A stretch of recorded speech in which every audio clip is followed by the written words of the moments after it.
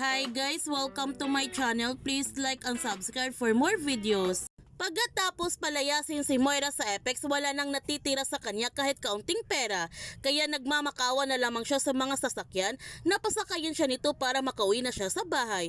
Ngunit walang magpapasakay sa kanya dahil mukhang pulubi na ito at ang dumi-dumi pa na kanyang itsura. Ipinaalam ni Robert kay Annalyn na sasampahan na niya ng kaso si Moira para pagbayaran na niya ang lahat niyang nagawang kasalanan. Narinig naman ito ni Zoe ang plano ng kanyang ama.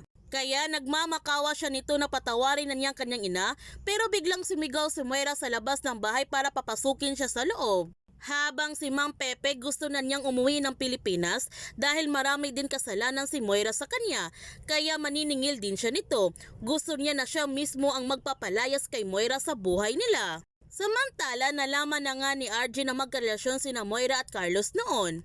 Malalaman na kaya ni RJ na si Zoe ang naging bunga nito?